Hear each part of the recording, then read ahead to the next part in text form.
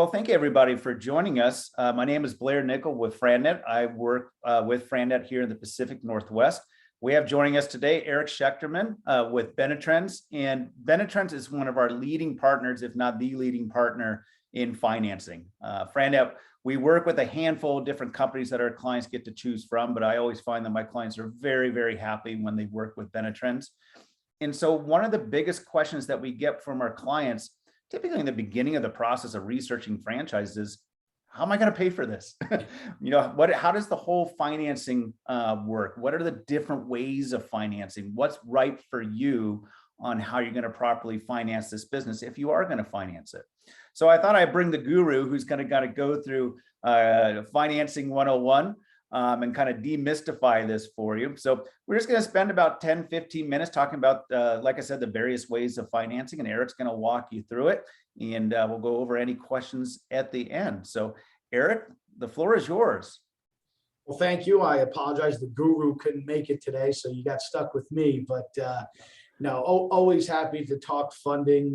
I think it's one of the more exciting parts of our industry, and believe it or not, Blair, I think it still very much correlates to what you go through on the FranNet side with your candidates.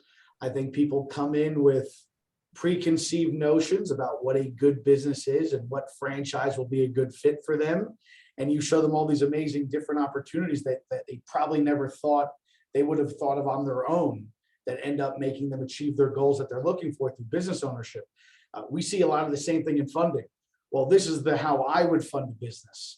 And then people learn all these different strategies that really better fit what they're looking to do and looking to accomplish. So that's really, if anyone takes anything away from today, the best way to look at funding is get the head trash out, take your preconceived notions out, and look at every option, and then sometimes pick which is best for you, not what might sound best or what might be most popular. So, when you're looking at funding a business, and I think maybe just to keep me on a good path, I like to ramble. I might actually just share a couple of slides here that might help us through the presentation if that's good for everybody. So I'm going to go ahead and share the screen here. And, when you're looking at funding a business, I always look at it as there's self-funding strategies. So obviously where I don't need to leverage any type of loans or interest rates. These are ways that I can use my own personal funds from a couple of different sources to fund my business. Then you look at the idea of what can I do in leveraging lending options, funding strategies where you can loan against your assets, lines of credit, certain things there. So I really just make it simple: self-funding, business loans. So we're going to touch on that a little bit. And, Blair, please stop me along the way and ask questions or things that you've seen come up with candidates of your own through the process. Because most important, I want people to have some best strategies at the end to consider. What are the common do's and don'ts, the timelines, and sort of best ways to organize and coordinate your best funding plan. Before I go anywhere with any of these, Blair, anything you wanted me to spend more or less time on? No, I think you've outlined kind of what we hope to accomplish today. So. Okay, great. Well, I think one of the most popular things when people start looking at businesses is they want to think about the idea of, how do I borrow money? Or what's my favorite line? How do I use somebody else's money to fund a business? So when you look at borrowed funds, it's when you're leveraging an asset or a personal credit profile to borrow money from a lender at an interest rate that you're going to pay back. So when I look at those options, it's really the three most popular that we see being utilized. Believe it or not, HELOCs are back and better than ever, I would say. And just so you know the source that's coming from, Benetrends is not a home equity line of credit company. We don't do refinances. I probably generate more income for that industry than I care to admit in the last year and a half, and tell people to go that route. And they don't need me to do it, but I'm sure if anyone's like me over the weekend, you look on the Zillows and the Realtor.coms and you look at the value of your house and you're like, wow, that's pretty cool. And lenders are aware of that. They're aware of the value of the homes. And I would tell you that most interest rates on these lines of credit are cash out refis are, pretty aggressive today, and people have value back in their homes, and definitely something to consider when you compare interest rates, ease of use, and compare it to some of the different lending options. We're seeing more and more buyers today going back to leveraging home equity lines of credit to purchase their small business. So it's just a cheap, easy source of financing. And what would you say, typically get it done in about 2 to 4 weeks? Probably, if that. 2 to 4 weeks. I think most people are probably seeing rates below the 5% range, most likely even a little bit lower. And usually the best way to start is reach out to your current mortgage provider. That's usually number one. Number two, probably your local bank that you do your personal banking with. Or if you're anything like me, during COVID, my wife wanted to redo every room in our household, and I wasn't going to cut a check for that. And I literally went on Facebook and said, hey, local friends, do you know anyone that's good with home equity lines of credit? And literally a buddy of mine connected me with a local lender, and that's how we got our home equity line of credit to make some of our upgrades. So very easy to do, and they don't care what you're using it for: home, pay off debt, college, school, vacations, healthcare, or buying a business. Very good. Another area when you talk about lines of credit, and this is an area I've been so fascinated with in my career, because when I bring it up, I almost feel like the smartest guy in the room. And it's always interesting because I really don't know much about it. And here's another one of these amazing programs that you don't need somebody like a Benetrends to do. You could probably do this with your own current financial institution.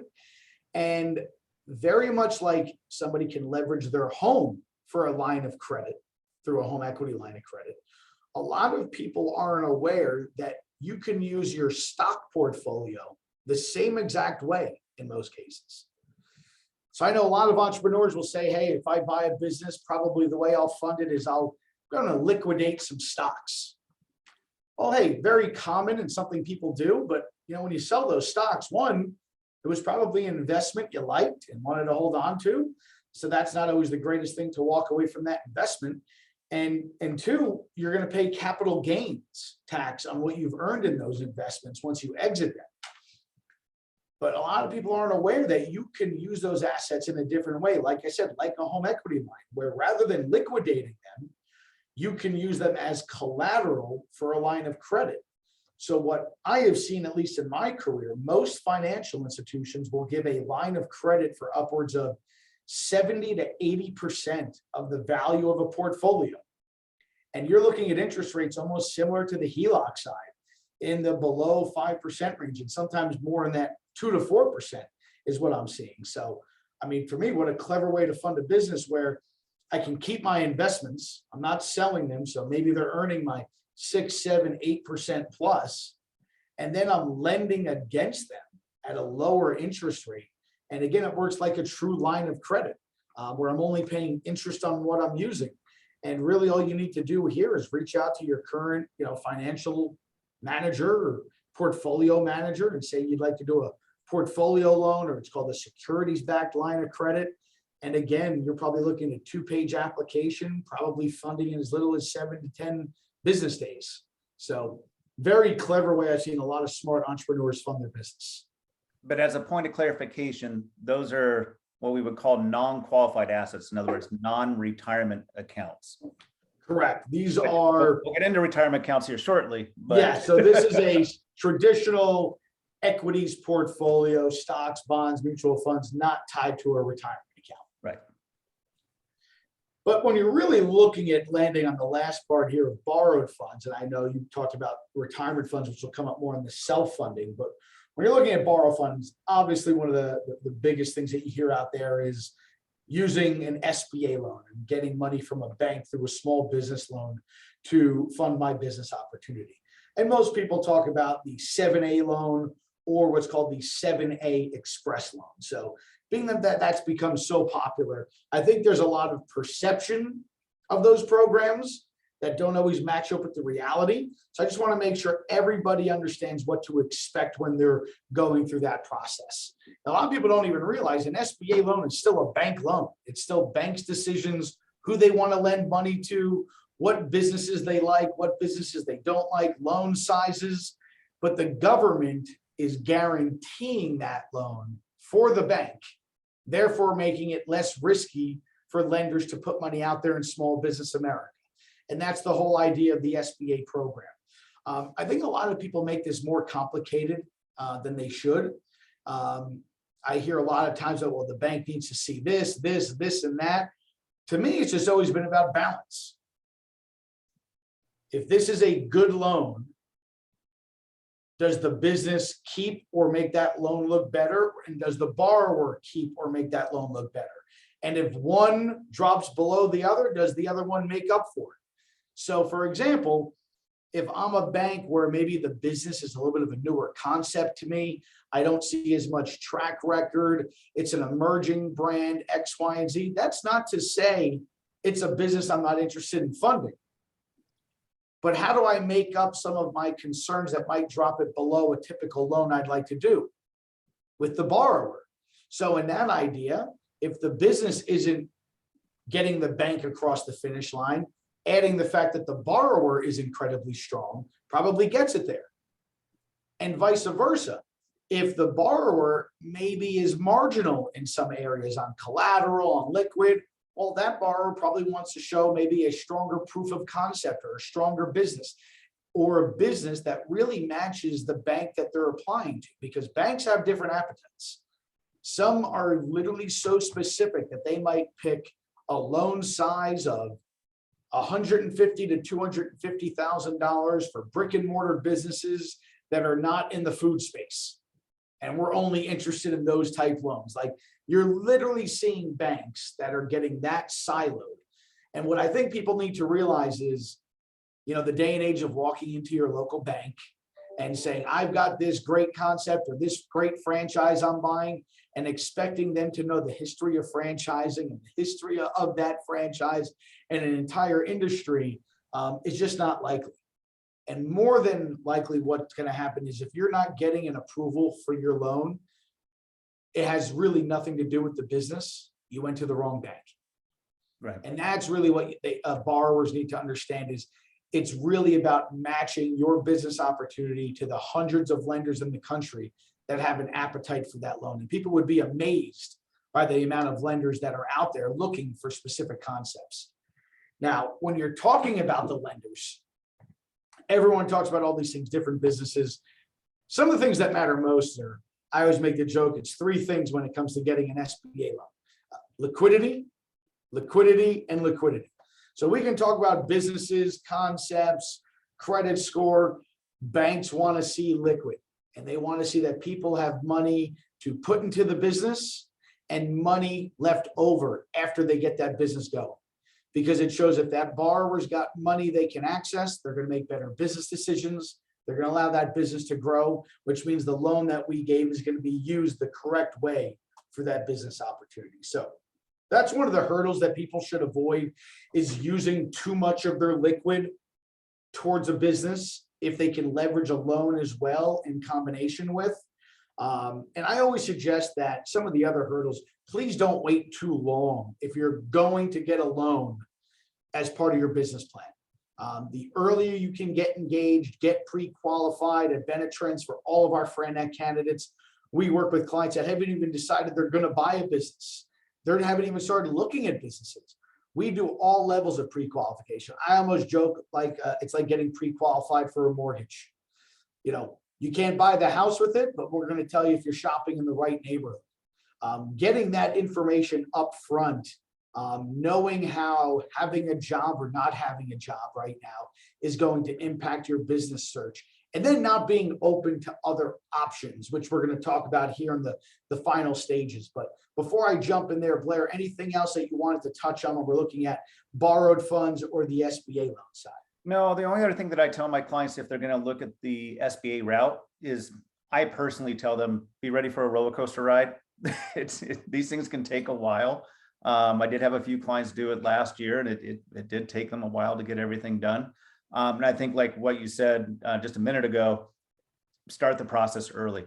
yeah, get pre-qualified so that you know, hey, this is basically the budget for this project that I can do and the parameters I need to stay within. Am I comfortable with that source of financing? So the earlier that you talk to the Benetrends of the world, the better off you're going to be. Yeah, my go-to joke is the S in SBA does not stand for speed. Right. So it's definitely a strategic process, but there are different steps along the way that someone can go through to still feel comfortable at a position of moving forward with their business opportunity. Right. But really what all of these different options and hurdles have led to are we're seeing a lot more people today look to quote unquote self-fund a business or leveraging personal funds to combine with other forms of funding to get their business going. So when you're looking at self-funding, listen, there's just straight cash. If you have it, great. We see a lot of people utilize it, but you also hear a lot of people say, cash is king. I want to hold on to my cash at all times, which candidly, I think is a smart way of looking at it.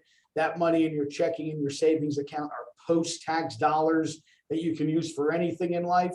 So if you can hold on to as much as that as possible, great, or find other ways to access other forms of liquid, which we'll get to. We do see people that will leverage personal relationships or friends and family. Good luck with that. I never think that mixes well with business ownership. But the other area is self-funding that we have seen for decades, especially you and I, Blair, being involved in this, but has really grown in popularity within the last 12 to 18 months, is the ability to use retirement funds. Mm-hmm. So money that's in any type of retirement account, that's in an IRA, a 401k from a previous employer, really anything that's not tied to an existing employer's plan. So many people are not aware that they can access those funds without paying any tax or penalty in order to fund a business. And I think most people think, well, no, if I pull it out, I'm before the age of 59 and a half, I'm going to pay a 10% penalty. It's going to be income tax, all these different things. And a lot of people are not aware of this amazing process that's been around for almost 4 decades, that not only do you not have to do that, it makes these funds pre-tax liquid for your business. And, with the time that we have available and without complicating it too much, I just always like to tell people, you've likely already done this in your life and in your corporate career. And what I mean by that is, if you have worked for a company and you had a company retirement plan, and at any point you've moved those retirement funds to a new employer, you left that job, you went to another one, and you move those funds to an IRA or to that new company's retirement plan, you've already rolled over funds from one employer's plan to another. So you've already done one of the key aspects of rollover funding. The other part is, whether I've worked at a company, if I worked at Apple, if I work at Microsoft, Johnson & Johnson, I likely had a company retirement plan that had different investment options within that plan. I could buy stocks, bonds, mutual funds, and one of the other options is be able to buy stock in the company itself. So I could work at Apple and have my 401k there and buy Apple stock through my retirement plan. And most people are nodding their heads, and they've done that, they've experienced that, but they usually don't connect the dots of the transaction that takes place. Meaning, when my retirement plan buys the shares of the company, my plan then owns the shares. And most people, again, they understand that. They don't realize that the way your plan got those shares is it used its money to buy those shares. It was real money that your plan had. And where did that money go? It went right to Apple. It went right to Microsoft. It went right to Johnson & Johnson as the proceeds of sale of company stock. I didn't lend it to them. They don't owe it back to me. I got the shares, they got the cash, and they can use that money however they seem fit. And it's really those two easy processes of rolling funds from one plan to another and having a plan that can own stock in the company that sponsors the plan that makes up rollover funding. And it's funny, the founder of Benetrends, as I know you know this, Blair, Len Fisher, who's the original architect of this funding strategy, said, Eric, I didn't invent this. I was just the first to realize you don't have to be Johnson & Johnson, Apple, Boeing to do this. So really all this process does is set up a structure where your business is a company. That company has its own company retirement plan that you're participating in. And just like all those other plans that you can move money into, you can move funds into that plan and then literally chooses your plan's investment to own stock in that company. So rather than investing in somebody else's business, you're investing in your own. And that is, for the purpose of today, the 30,000-foot overview of how rollover funding works. But this can be used to fund a business outright, combine it with other forms, SBA loans, home equity lines of credit. But it is an amazing source of liquid that a lot of people don't realize they have access to. Right.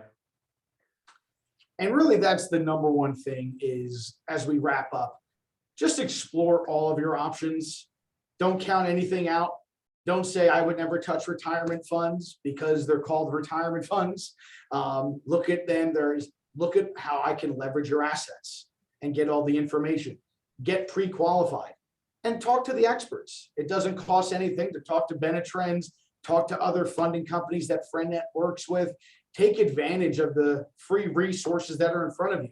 The FranNet consultants know everything they need to know about funding. They've had clients that have utilized all different strategies and can, of course, connect you with anyone here on my team that can help walk you through these different options. And I'm, of course, always happy to talk through any strategy. My contact information is right up here on the screen. And with a last name like Schechterman, fortunately, they gave me the email, eric@benetrends.com. So if anyone needs anything, and I know I've gone a little bit longer than I wanted to cover today, but Blair knows I like to ramble. So I'm going to catch myself here, hit the pause button. And Blair, if there's any questions that you commonly get that you'd like me to approach, happy to dive into.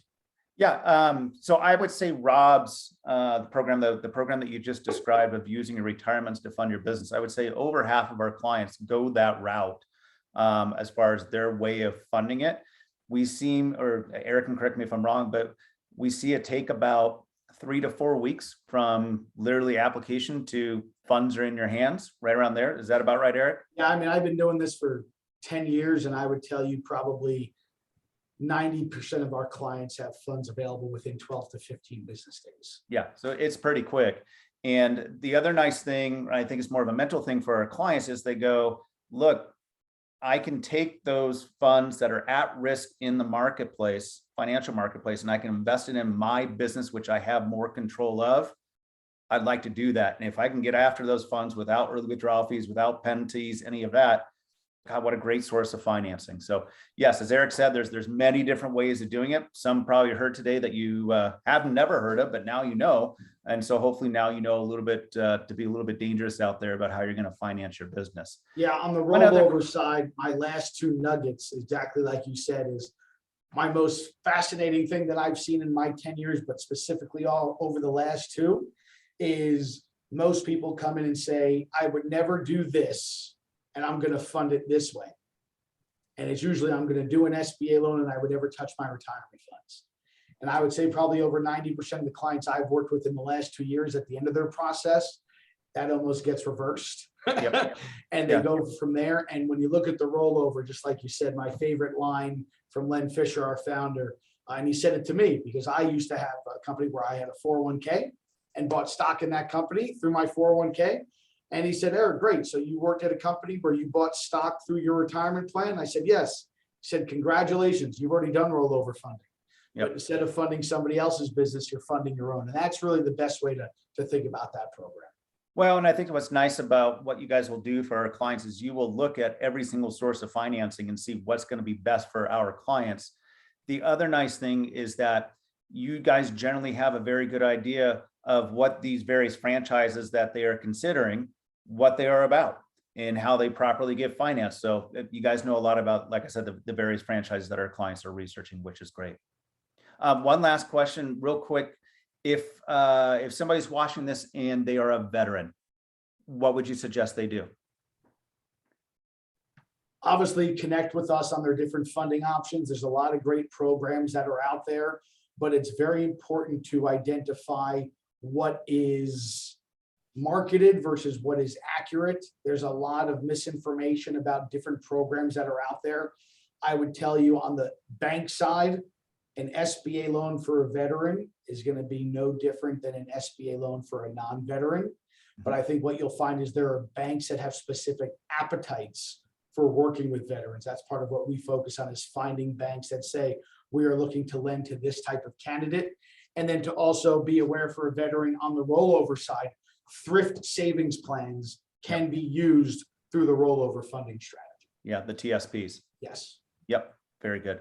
Well, thank you, Eric. Thank you, Benetrends, for your time today. No wonder why a lot of our clients and most of our clients choose Benetrends for their financing needs. You guys are awesome. Really appreciate it. Thank you. Thank you, very Blair. much. Thank you. Thank you, everybody. Hopefully that was helpful.